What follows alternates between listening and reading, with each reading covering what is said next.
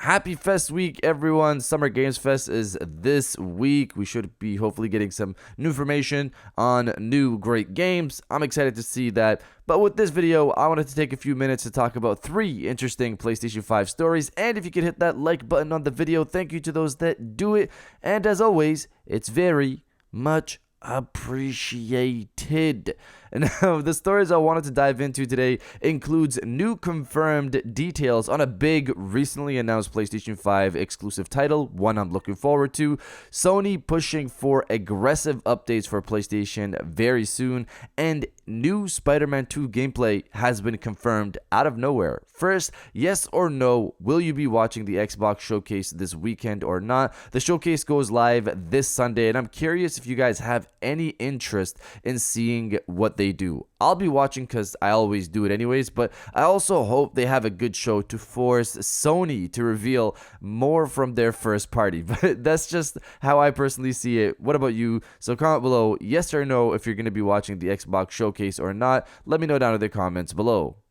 Now diving into the first story of the video, confirmed new details on a big recently announced PlayStation 5 exclusive. So the game we're talking about here is Phantom Blade that was recently announced at the PlayStation 5 showcase. One of the highlights of the show for me personally. I'm surprised at how quickly they're providing new information for this game and answering questions. Obviously, I like it. Reading from MP First, following last month's Phantom Blade 0 Q&A, where the devs at S-Game shared the game's length and more, S-Game has today revealed that Phantom Blade 0 won't feature microtransactions, along with more gameplay-related details. In a Q&A conducted on the game's Discord, the studio once again took to answering some of the burning questions around their upcoming title, Phantom Blade 0. Amongst those questions were the likes of whether the game would feature any microtransactions or gacha mechanics, as well as some related to whether this title would have a similar difficulty to a Souls game,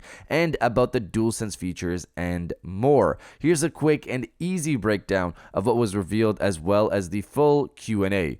So this is the stuff that they kind of highlighted, and they have questions later on with full answers there. I'll have the link if you guys want to dive into that. But here are the highlights. Weapons featured in the trailer are all in the game and have unique moves and combos. Studio is open to weapon suggestions. So that's a first. I haven't seen studios being open to stuff like that, but of course, that's nice.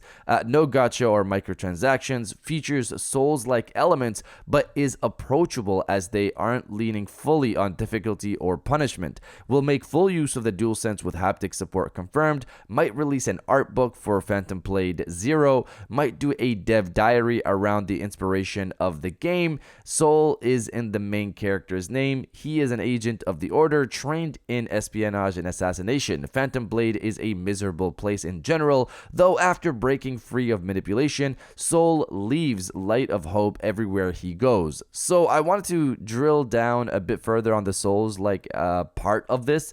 They were asked, are there Souls-like elements in the game, such as difficulty, soul/upgrade, currency loss? And the full answer was yes and no. There are Souls-like elements, but we're not going full throttle on difficulty and punishment. Approachable is the key here. The idea that you don't need lightning reflex or supersonic finger movements to find fun in the game.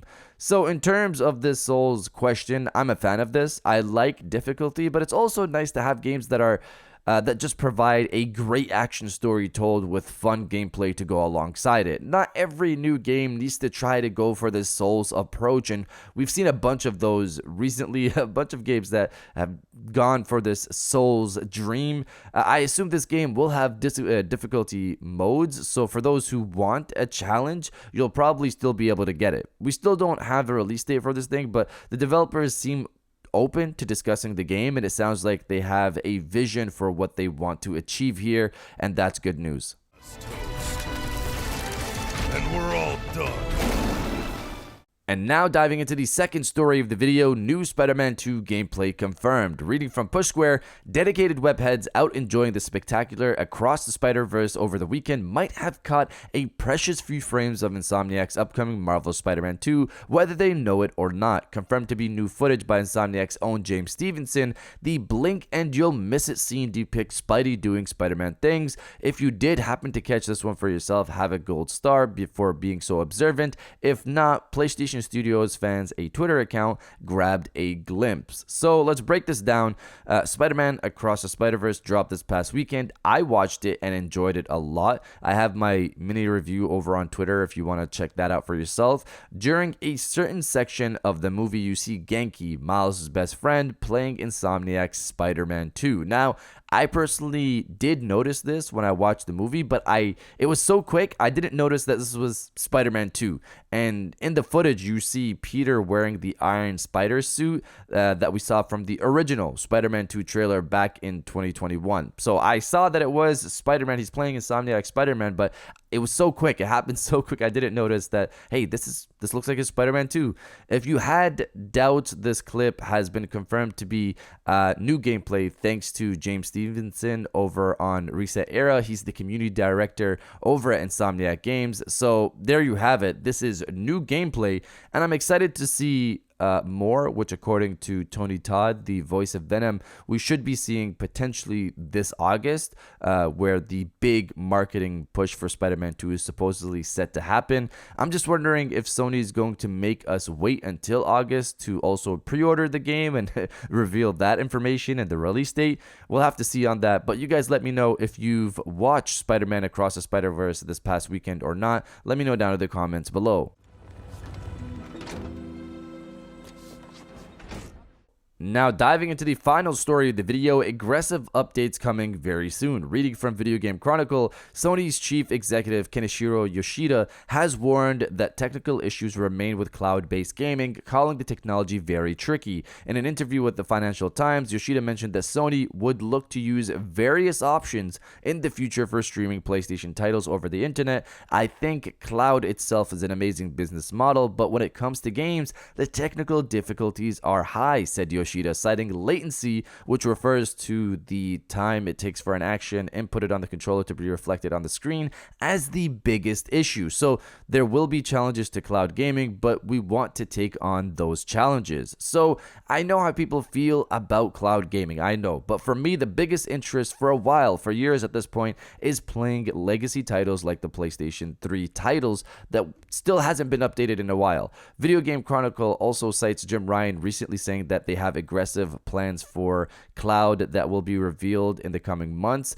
Now, I assume this will include allowing people to stream games on various platforms like Xbox does right now, so on your mobile phone, and maybe on TV, etc., desktop, all of that. Beyond that, my biggest interest is improving the latency when it comes to PlayStation 3 titles. If Sony has confidence that people can play these games fine, they might finally add more games to the service, like Resistance 1 and 2, for example, when right now we only have 3, which doesn't make sense. As for Project Q, which they recently announced as well, I think this thing could probably support cloud gaming, especially if it has a Qualcomm chip in there like we spoke about on Friday. However, maybe Sony didn't want to reveal this information yet because they haven't revealed their cloud plans yet either. It sounds like this information will be revealed in the next few months. Sony still has yet to announce this PlayStation 5 Slim information yet either, and that thing is supposedly set to drop this September. So it seems like maybe in the next few months some big announcements will be revealed. The next major PlayStation 5 update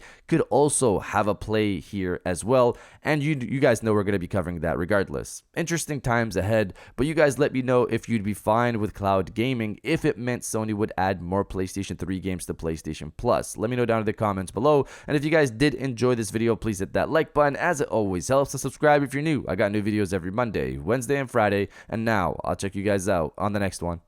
And welcome back to the after show. This is the part of the video where we have a little fun down in the comments below. If you're old, welcome back. If you're new, welcome. For today's thing, what I want you guys to do is to body, obliterate, destroy, and overall harass the comment section with It is Fest week. This week we got Summer Games Fest. I'm excited to see what they show in that 2-hour showcase. If you guys are as well, destroy the comment section with It is Fest week. And I'll definitely heart those comments like I always do because I appreciate everybody who stays to the end of my videos. And now I'll check you guys out on the next one.